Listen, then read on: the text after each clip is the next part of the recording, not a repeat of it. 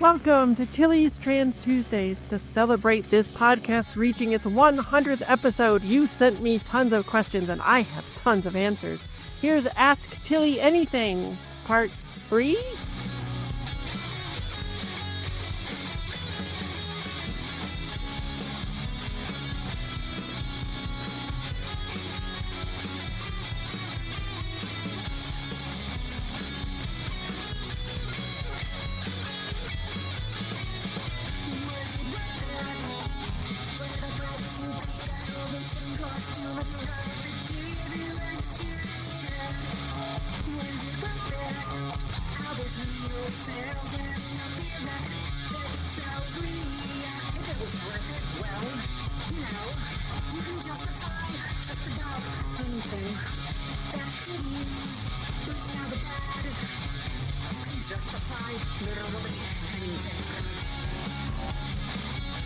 Hi, I'm Tilly Bridges, your host, and I'm joined by my writing partner, my best friend, my wife, our token cis representation, the lady I had to do an AMA with before she'd even agree to be my girlfriend, Susan Bridges. Hello. That is 100% true. You revealed that story on an episode not that long ago, which I had forgotten about, that you had done that to me. I did. Yeah. I needed to know how you felt about things. You do. That's a really important thing. When you're going to start dating somebody, you need to know you align on important stuff.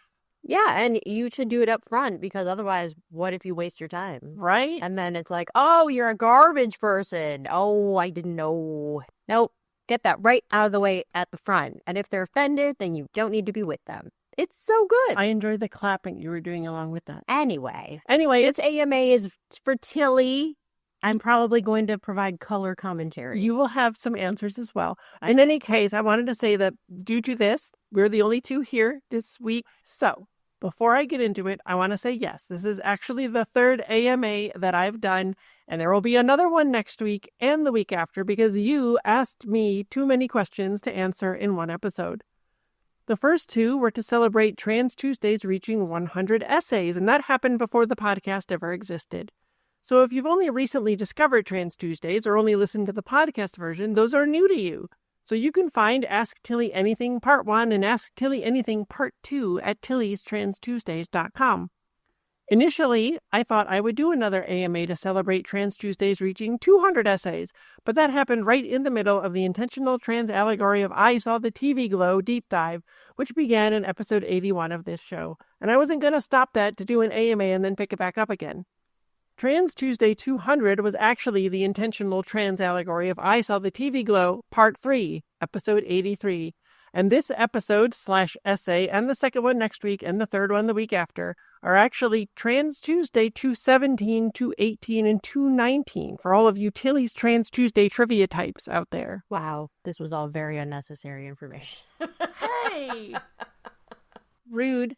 But enough of that. We've got so many questions to answer, so let's get to it.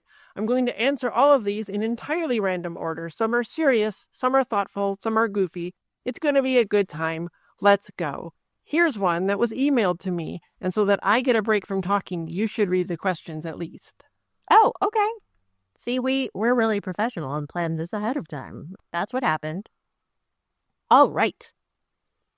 I've heard you say that every trans selfie is an act of resistance. Thank you for teaching me this. It's meant a lot to me to know that just by existing, I am fighting our patriarchal systems in our society. I want to ask you if you are the originator of that saying so that I may give you full credit when I share it with others. You will find me saying that across multiple Trans Tuesdays, especially in Photos and Reflections, episode 91 of this show, Photos 2, The Selfie Apocalypse, episode 92, and Photos 3, Tilly's Guide to Selfies, episode 93. As to if I'm the originator of it, actually, I don't know. I've been saying it for years and years, and every so often I feel compelled to say it again with one of the selfies I post, because it's absolutely true, especially now with the surge of transphobia in our government and media. Simply showing that we cannot and will not let you take our joy at being who we are is an act of resistance in a society that wants to legislate us out of existence and pretend we aren't real. See episode 95 of this podcast, Trans Trauma 2, Societal Gaslighting. I think I came up with it, but honestly, it's also likely I may have seen someone else post it or say something similar before I ever did it, and it seeped into my consciousness that way. I honestly cannot remember for sure. This is what happens when you write 217 Trans Tuesdays, I guess.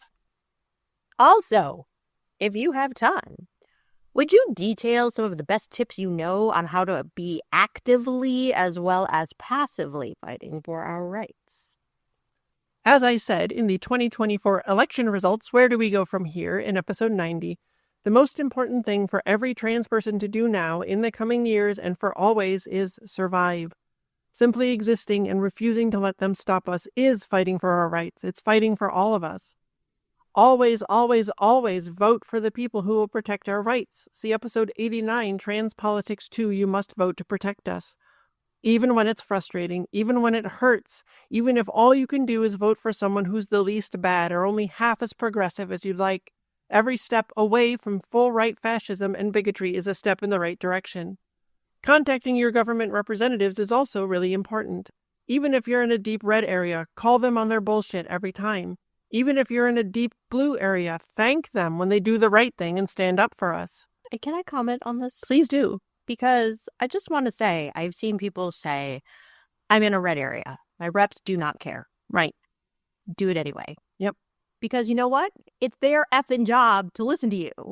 And they don't like it? Too bad. Also, I also want to add, sometimes people have said they turn off their phones. They don't answer their phones. They let the voicemail fill up. Fine. Send a letter in the mail. Send faxes. Whatever it is, just annoy them to death with your viewpoint. It matters. It does. Well, and listen, if a lot of people stuck in a red area did that, it would make a difference. A lot of you did it. Don't think you're the only one. And we're seeing now it doesn't actually take that many people to freak them out. Right, because so many people don't even contact them. Right. Yeah. Beyond that, if you have the time and energy, and only if it is safe for you to do so, going to marches and demonstrations, trying to be sure everyone in your life knows how important trans rights are. Those help. Call out friends and family members on their bigotry and stop letting it slide. Again, I cannot stress this enough. Only do that if it is safe for you to do so. This is why we need cis people to do even more of what I just outlined, because it is safe for you to do so, and other cis people will listen to you when they won't listen to us. Check out episode 88, Trans Politics 1, Stop Tolerating Transphobia, for more on that. But mostly, for trans folks for the foreseeable future, stay safe, stay you, and stay on this side of the ground, and be as visible as the sun, if it is safe for you to do so. Next question. What movie/TV/book do you consider to be the most underrated and why? If we're talking about the general population, honestly, I think I'd say the Matrix sequels, especially Reloaded and Revolutions. I think people who've read my book, Begin Transmission, The Trans Allegories of the Matrix, likely already appreciate them as much as they deserve to be, but the general consensus outside of trans circles is almost actively derisive. And look, The Matrix was legitimately revolutionary in so many ways. It changed filmmaking. That's not something that's going to happen with every sequel, too. It's incredibly rare that that ever happens. I think you can make a case that it changed the medium just as much as the original Star Wars did. But The Matrix has a more universally identifiable story than its sequels do. It's very much about realizing you're trans, choosing to accept that, and then transition. But more broadly, it's about not feeling like you are who society says you are or have to be. And everyone knows what it's like to have expectations set on you that you never asked for and wanting to break out of those to be who you really are. So cis people can connect with it much more easily. Reloaded and Revolutions, and then much later Resurrections, are about much more specific parts of trans existence. So if you don't know what they're saying about trans people in the allegory, I think they're somewhat inscrutable to a large portion of cis folks. And that makes me kind of mad, because when cis folks declare that those movies are empirically bad, it feels like what they're saying is, I don't understand trans existence, and therefore stories about said existence are not worth telling. But then I remind myself that most of the folks saying that probably don't even realize how specifically and intentionally trans the movies are. Yet it still feels like the core of it is that they think trans stories aren't worth telling. I swear I did not mean for this to turn into an advertisement for my book, but I wrote the damn thing because I'm passionate about storytelling, writing, and trans issues, and I think our stories are more important than ever. So anyway, If you want to understand what the whole Matrix franchise is saying about trans people and maybe understand the sequels in a way you never did before, Begin Transmission, The Trans Allegories of the Matrix is the book for you. Do you have something that you feel is tremendously underrated that you really like? Book, movie, TV show? I'm going to leave that alone. I feel like it's off topic. And I feel on the spot, and I can't do that. I love so many things. Well, so do I. Yeah. And then what if I say something and then later I'm like, oh no, but this is more underrated, Okay. I think. I mean, it doesn't have to be the most... This is just a lot of pressure. Okay. Let's move on then. Next question. When I finally come out to someone and they tell me how brave I am, why does it feel so hollow and patronizing? I think the answer to this one is because we should not have to be brave just to be ourselves. We absolutely do have to be in this world, and that's really messed up. So it feels hollow and patronizing because they're acknowledging how difficult cis people have made it for us to come out, while seemingly doing and saying nothing about how they're going to fight to make a world where we don't have to be brave to exist. Again, that is on you, cis folks. There aren't enough trans people to change society on our own, and it's not our job to fix cis transphobes' hearts. It's yours. Maybe stop telling us we're brave and instead tell us how you're going to protect us and fight for us so we don't have to be brave just to exist. Next question. Didn't want to ask anything. Just grateful for the work you do and how you've enabled others to help each other. Oh, gosh, thank you, truly. I don't know that I've enabled others to help each other, though. I mean, I hope I have, but that's not for me to say. But it means a lot to me that you said that, so thank you again. I just want to help. What's the earliest memory that you remember that indicated you were different? I'm guessing by different, you mean trans, or not cis, or not a boy, so that's how I'm going to answer it, though I think I'm different from most people in a lot of ways.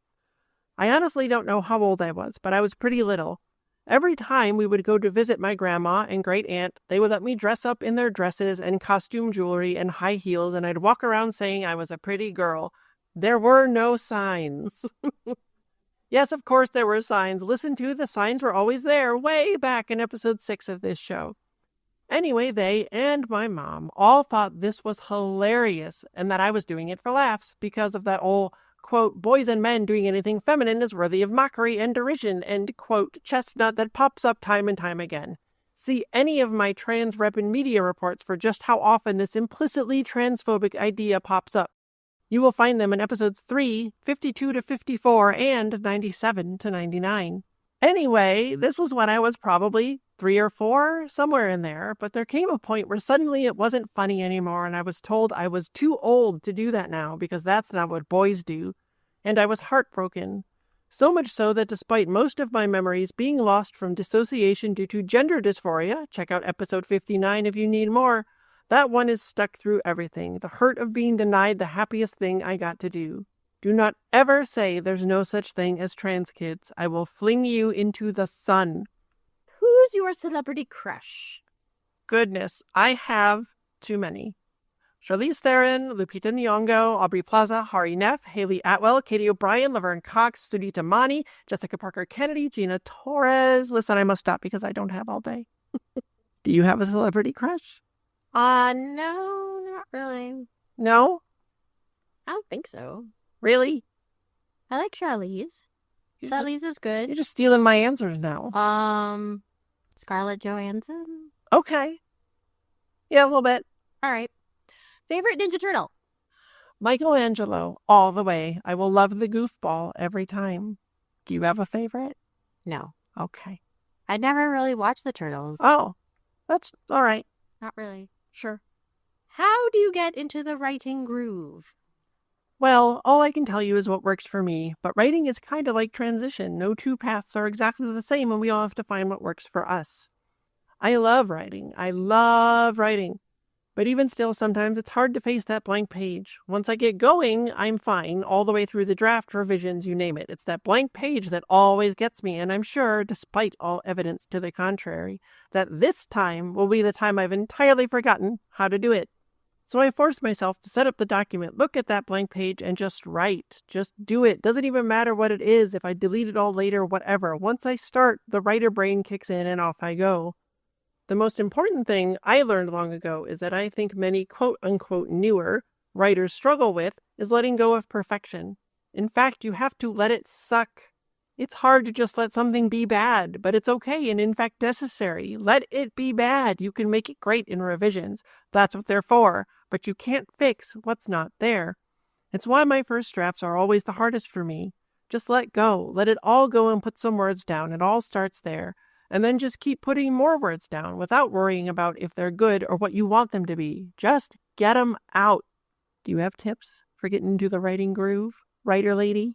Well, I think my issue is more that I hate everything, because I consume a lot of media. As do I. We consume it together. We do. And I also read over 100 books a year. Yes.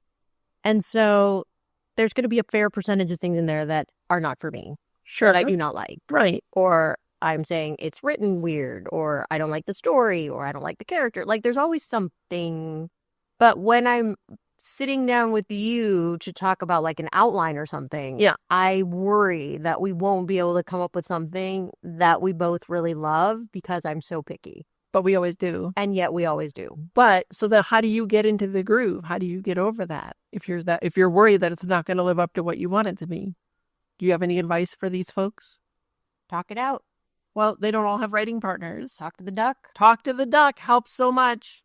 If you're not familiar with that, it doesn't have to actually be a rubber duck, but you explain your problem that you're having with whatever you're working on to the duck, and in talking about it out loud. So you have to say it out loud, because voicing these things out loud uses a different part of your brain than typing and writing them does. And almost always, 99% of the time, just doing that will help you get unstuck and figure out what your issue was. Yeah, because a lot of times getting stuck just means there's something wrong with your story. Yeah. Or it's not the right story. Yeah. And find, if you don't have a writing partner, find another writer or just a friend to explain the problem to. It's the same thing. They're your duck. There's so many times I've gone to you and said, I'm stuck on this part of this outline. And she says, what's wrong? And I explain the problem. And I'm like, oh, that's how you fix it. It's like the solution presents itself. It's wild, but it really works. It does. Who is your favorite Trek character? This is the first of several Star Trek questions that were asked, and let me just say I was delighted to see every one of them. I have a few. Jean-Luc Picard, because I love everything about him, and also because he's my space dad. I learned a whole lot about how to be the person I am from him.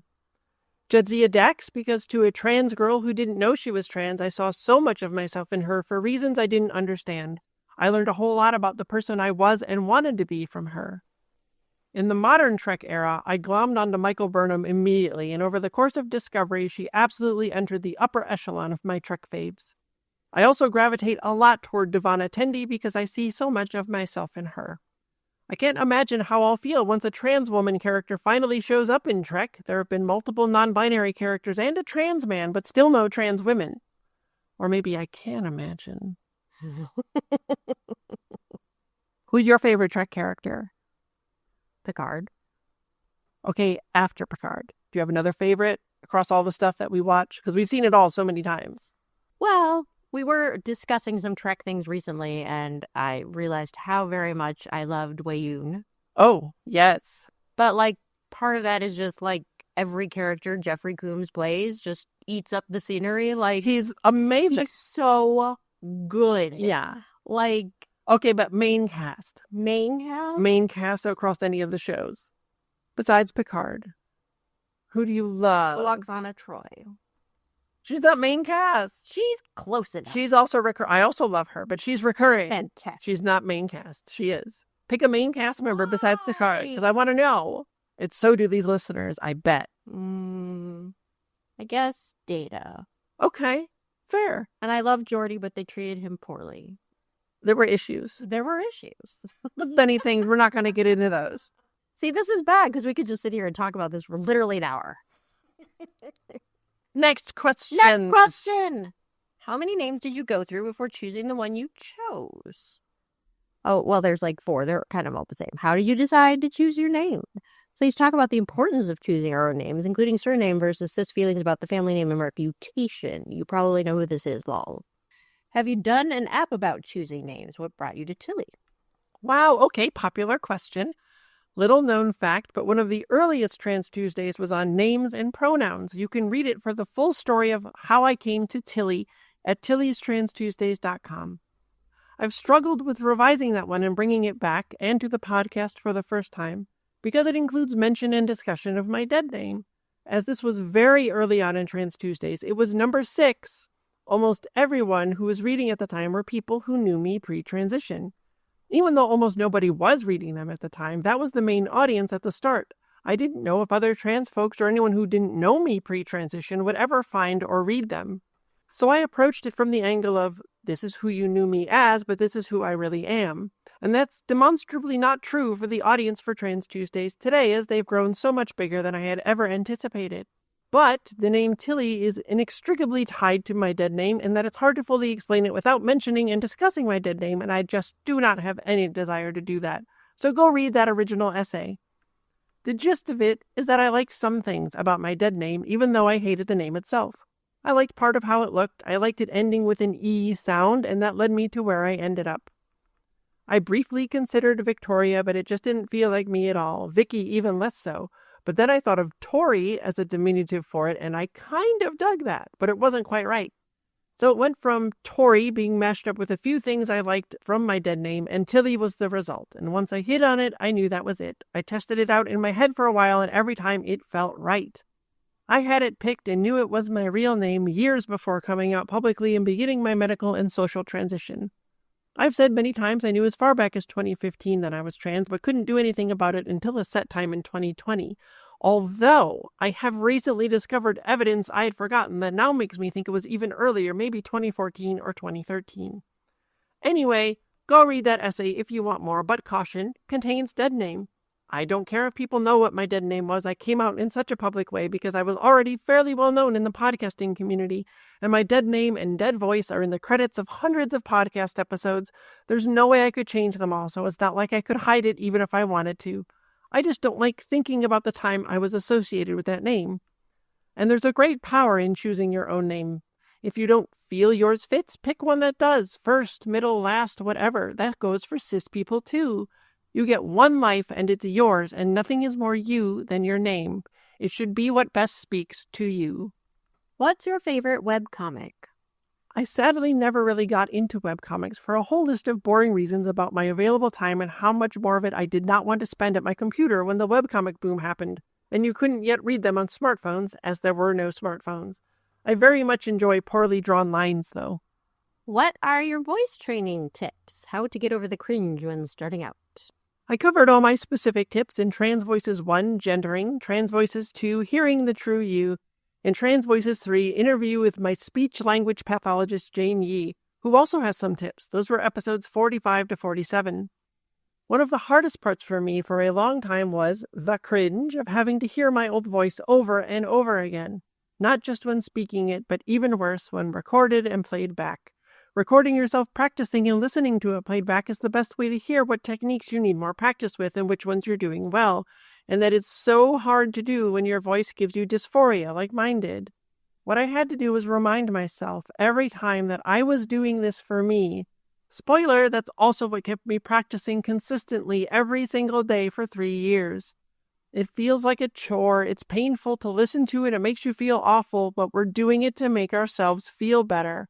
I cannot tell you the joy and gender euphoria that I get from hearing myself now because it sounds like me. And if you need more on gender euphoria, there's an essay at tilliestranstuesdays.com, but it will definitely get a revision and a podcast episode eventually. But I could never have gotten to that point if I didn't put in all the work and push through how bad hearing my old voice made me feel. So just remind yourself that you're doing it so that you won't sound so cringe to your own ears in the future. We're dealing with it more now so that we can hopefully reach a point where we never have to deal with it again.